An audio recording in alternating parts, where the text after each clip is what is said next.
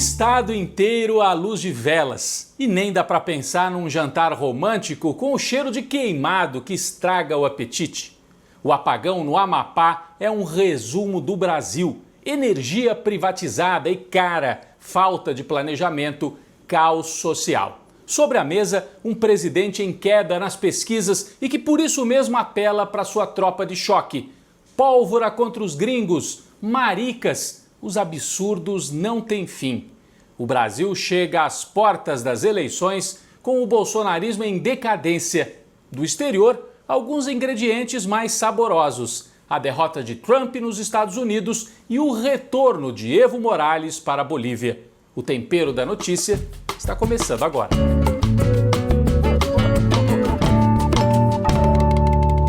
Depois de perder feio na eleição da Bolívia e também no plebiscito para a nova Constituição no Chile, além de sofrer a pior derrota de todas nos Estados Unidos com Trump, a extrema-direita chega às eleições municipais aqui do Brasil também perdendo força. O Bolsonaro foi até comparado nos últimos dias ao Mick Jagger, o Mick Jagger da política. Circularam alguns memes com essa brincadeira, mas não é piada só não. A gente lembra que até na Argentina, o Bolsonaro apoiou o Macri e o Macri também perdeu a eleição. E aqui no Brasil, eleições municipais, Russomano em São Paulo usou a figura do Bolsonaro, colocou na televisão e aí despencou, corre o risco de nem ir para o segundo turno.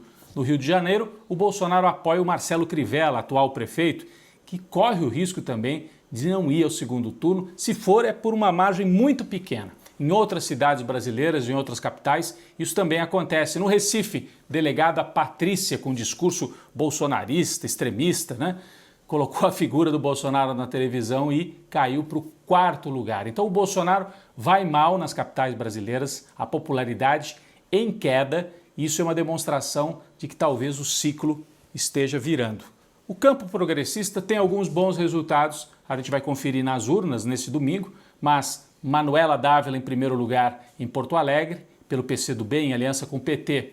Em Belém do Pará, Edmilson Rodrigues pelo PSOL, também em aliança com o PT. No Recife, Marília Reis, que está em segundo lugar, deve disputar o segundo turno. E a incógnita ainda em São Paulo, com Boulos, se vai conseguir ou não chegar ao segundo turno. De qualquer maneira, a gente observa essa fraqueza do Bolsonaro, não só nas pesquisas municipais, nas campanhas municipais, mas até as atitudes dele começam a chamar a atenção. Outro dia, num evento para divulgar o turismo brasileiro, ele deu declarações que todo mundo achou desastradas, Falou que quando não tem mais saliva, tem que usar pólvora, num recado para os Estados Unidos. Quase uma declaração de guerra, informalmente, assim, uma coisa destemperada. Depois usou o termo maricas, diz que o país tem que deixar de ser um país de maricas no tratamento da pandemia. Então, alguém realmente que está sentindo que a situação está piorando e ele fala para a tropa de choque dele. Essa história de maricas é para juntar os mais fervorosos, essa gente mais radical no bolsonarismo, machismo e tudo, porque ele está sentindo que está perdendo apoio e precisa concentrar pelo menos com esses mais ferrenhos do bolsonarismo. Vamos ver como é que o Bolsonaro falou nesse evento. Assistimos há pouco aí um grande candidato à chefia de Estado dizer que se eu não apagar o fogo da Amazônia, levanta barreiras comerciais contra o Brasil. E como é que nós podemos fazer frente a tudo isso? Apenas a diplomacia não dá, Ernesto? Que quando acaba a saliva, tem que ter pólvora, senão não funciona. Não precisa nem usar pólvora, mas tem que saber que tem. Tudo agora é pandemia. Tem que acabar com esse negócio, pô. Lamento os mortos, lamento. Todos nós vamos morrer um dia. Aqui todo mundo vai morrer. O Sérgio vai morrer um dia. Sérgio? Não adianta fugir disso, fugir da realidade. Tem que deixar de ser um país de maricas. A minha vida aqui é uma desgraça, é problema o tempo todo. Não tenho paz para absolutamente nada. Não posso mais tomar um caldo de cana na rua, comer um pastel. Assim, quando sai, vem essa imprensa perturbar. Bom, esse discurso do Bolsonaro, como a gente estava explicando, tem a ver com a queda de popularidade dele. Ele sente que está perdendo apoio, está mesmo, porque as pesquisas começam a mostrar exatamente isso. Você se lembra, no começo da pandemia, o Bolsonaro também tinha perdido bastante apoio. Foi a época que ele deu aquela declaração da gripezinha, né? Disse que não tinha problema, a pandemia. Depois ele recuperou um pouco do apoio com o auxílio emergencial e com o discurso de que era preciso reabrir a economia. Agora começa a afundar. Por quê? Porque o Bolsonaro nega a importância da vacina, fez uma série de declarações lamentáveis sobre a vacina e o auxílio emergencial também caindo. Ele perde o apoio de uma parte da população. A pesquisa Fórum, divulgada essa semana, mostra exatamente isso. O Bolsonaro chega a 40% de ruim péssimo e cerca de 30% apenas de ótimo bom. É um recuo importante na popularidade e um aumento da impopularidade do presidente da República. E também como fica a relação dele com os Estados Unidos sem Trump. Bolsonaro se isola na América do Sul, né, algumas eleições com o avanço da esquerda, e perde o seu principal apoiador, Donald Trump. Biden já deu a entender que vai mexer em temas sensíveis, vai colocar os Estados Unidos de novo no Acordo de Paris, então acaba essa fase de negacionismo em relação ao clima, né? O Trump dizia, não tem aumento de temperatura, não tem problema com isso, e também o Trump negava a pandemia. O Bolsonaro ia na mesma linha. Agora ele vai ter um adversário lá nos Estados Unidos nesses dois temas, então uma situação complicada para ele.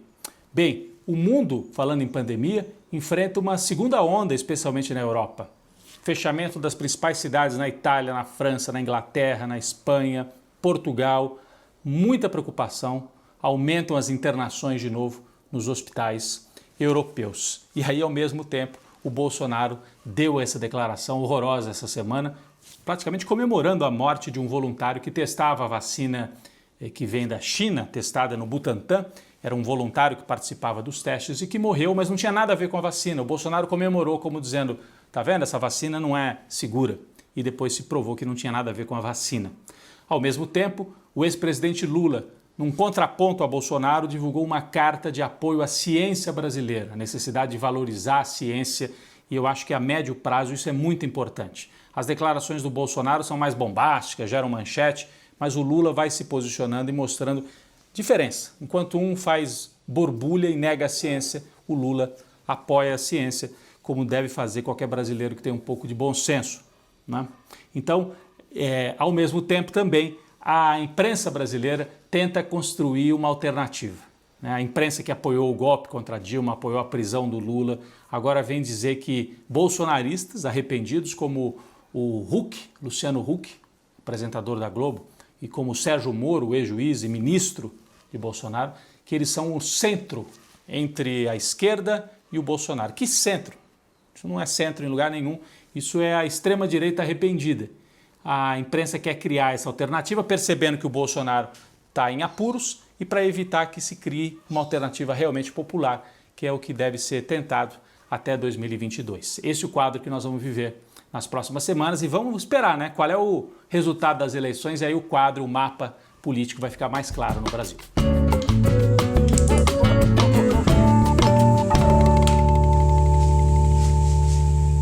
Bom, quem foi para a panela de pressão esta semana? A ideia de privatização, especialmente do setor elétrico no Brasil. Nós vimos o caos que ocorreu, está ocorrendo ainda no estado do Amapá. Quase 1 milhão de pessoas sem luz. Um transformador da empresa de energia que é privatizada, o transformador saiu de funcionamento e não havia um transformador reserva. E o curioso, né? É uma empresa estrangeira, uma empresa espanhola, os espanhóis estão lá, em Madrid, sei lá onde, parece que não estão muito preocupados com a situação do povo do Amapá. 14 municípios sem energia, protestos, comida estragando, os hospitais tendo que trabalhar na base de geradores, falta energia até para as bombas nos postos de gasolina, então dificuldade também para abastecer os carros, né? Então uma situação terrível e as pessoas mostram as suas contas de energia. 600, 700 reais para uma família de 2, 3 pessoas. Então os preços explosivos da energia e o serviço péssimo. Como é que pode um estado inteiro ficar sem luz durante mais de uma semana? O ministro Paulo Guedes, quando não tem o que falar, ele defende privatização, quer privatizar tudo. Essa semana mesmo falou que quer privatizar 4 empresas estatais, entre elas a Eletrobras. Mas Paulo Guedes, olha o que está acontecendo no Amapá. O setor elétrico privatizado em boa parte do país não é a saída. As empresas privadas não dão bola, especialmente em estados, né, do norte do Brasil, em que muitas vezes a manutenção é mais difícil, não investem e aí acontece uma situação dessa. Para completar, o Tribunal Superior Eleitoral adiou as eleições na capital, Macapá, por causa dos protestos. Muita gente na rua queimando pneus, reclamando, né, com razão, da situação de estar sem energia há tanto tempo. O TSE, atendendo a um pedido das autoridades lá do Amapá, suspendeu as eleições. Então até a democracia é afetada por isso. Portanto, privatização não, até porque, olha só o que aconteceu no Amapá. A empresa espanhola privada não deu conta, o Estado às escuras, e quem é que correu para lá para tentar ajudar o povo do Amapá? Os técnicos da Eletrobras, da Companhia Estatal de Eletricidade do Brasil, estão lá tentando consertar o que os espanhóis e o setor privado não conseguiu arrumar.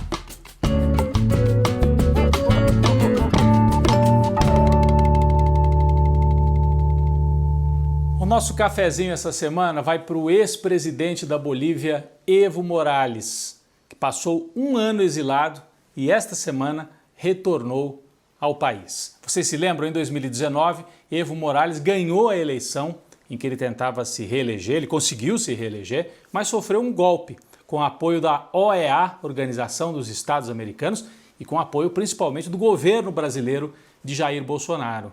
Os grupos de extrema-direita lá na Bolívia invadiram a casa de Evo Morales, ameaçaram de morte ele e a família, além de ameaçar várias outras lideranças lá na Bolívia. Evo Morales teve que fugir para o interior, para a região cocaleira, né? Ele tem essa origem, ele era plantador de folha de coca, né?